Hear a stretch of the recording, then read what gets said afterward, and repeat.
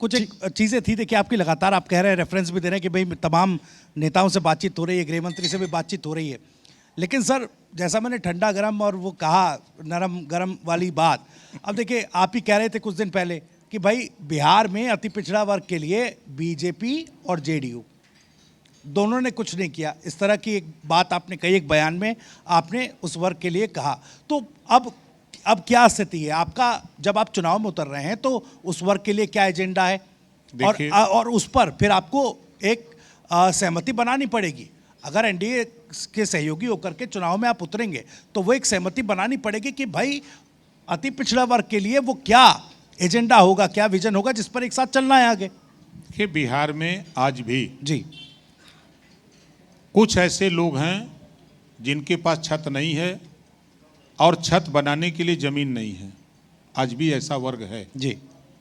उसको जमीन दिलाना है, उसको आवास पहले। आज यूपी के लोग आकर के बिहार में नौकरी ले रहे हैं। अभी शिक्षक भर्ती हो, यूपी से कई हजार लोग यहाँ नौकरी ले लिए।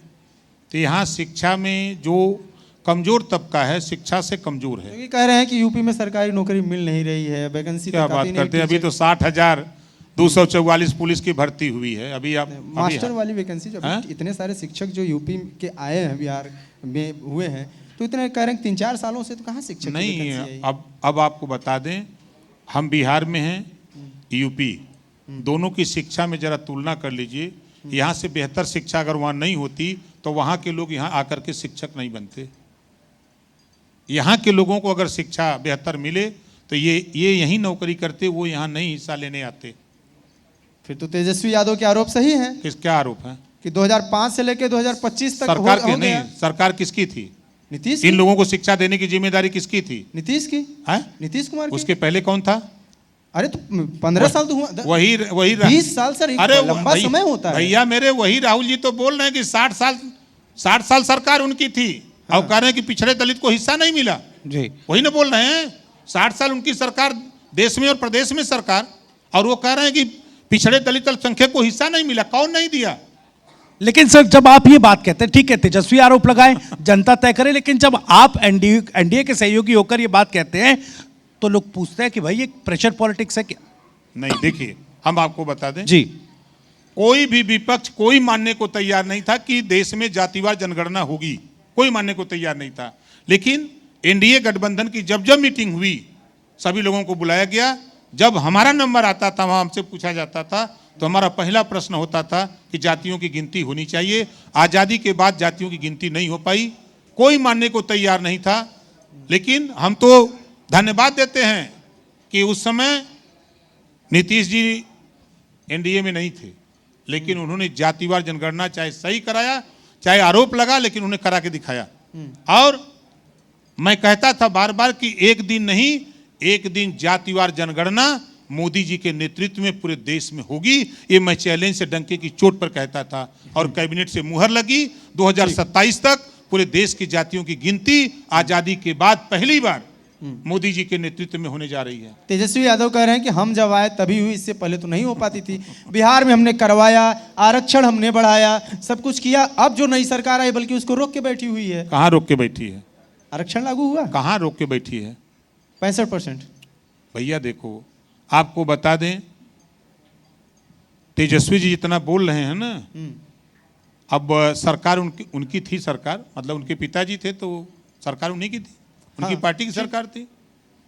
आप बताओ कि एक भी टिकट राजभर को दिया, रजवार को दिया, राजवंशी को दिया, प्रजापति को दिया, पाल को दिया? हम 5 ही जाति की पूछते हैं और छोड़ दीजिए।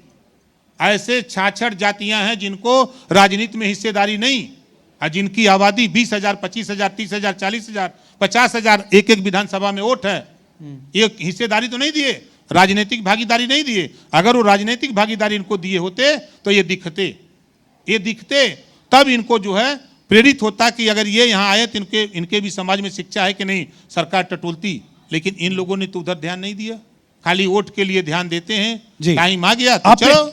आपने तमाम जातियों का जिक्र किया, लेकिन एक बात बताइए, पीला गमछा के मैंने जिक्र किया था शुरुआत में। जनसुराज वाले तो कह रहे हैं कि भाई विकास की बात कर रहे हैं, वो रोड मैप बता रहे हैं। क्या ओपी राजभर बिहार की राजनीति में वही जाति वाला झंडा बुलंद करके मुझे राजनीति लगता है करना चाहते हैं क्या? अच्छा ये बताइए, हम इस देश में कौन सी पार्टी है, एक पार्टी का नाम बताइए जो जाति की राजनीति न करती हो। एक पार्टी का नाम बता दीजिए। मैं उदाहरण बता रहा हूं। जाति का संगठन बनता है, पार्टी का संगठन बनता है तो जाति के आधार पर बनाए जाते हैं। टिकट दिए जाते हैं तो जातियों को देख करके किसकी जाति का वोट है इस विधानसभा में कि नहीं। मंत्री बनाए जाते हैं तो जाति देख करके बनाए जाते हैं। कौन सी पार्टी है जिसमें जातिवाद नहीं होता है?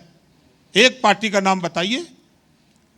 लेकिन फिर बीजेपी विकास कहती के है कि रोड हमारे मैप यहाँ का नहीं क्या होता होगा? है। देखिए कहने हम से क्या होता सीना है? ठोक के बोलते हैं भैया, एक पार्टी होती का है। नाम बताइए। वो कहते हैं हम हिंदू देखते हैं, वो अलग बात, जात देखिए नहीं वो अलग देखते बात हैं। है। लेकिन संगठन में आप उठा के देखिए, शुरू करिए धरातल से। संगठन का काम किसी पार्टी का होता है तो वो जातियों को जोड़ने के लिए संगठन में पार्टियां जो है जातियों को जोड़ने के लिए संगठन में उनको पदाधिकारी बनाती हैं। चलिए, ठीक है। राजभर जी, आपने बात किया और अच्छे से शुभकामनाएं हैं आपके लिए बिहार चुनाव के लिए, और ये भी कि अमित शाह आपकी बात को माने, अमित शाह पे आपका दबाव कायम रहे, दबदबा कायम रहे आपका, और आप जो भी सीटें आप चाहते हैं उसको चाहे। टीम 11 के मंच पे आने के लिए बहुत बहुत आपका थैंक यू। धन्यवाद। एक बार जोर से आप लोग भी ताली बजा दीजिए। बेबाकी से तमाम सवालों के जवाब दिए ओपी राजभर साहब ने, और हमारे बीच आए तमाम सवालों के जवाब देने के लिए। और क्योंकि काफ़ी बिजी शेड्यूल था उसके बीच भी हमारे सामने यहाँ पर हैं और हमारे बीच हैं।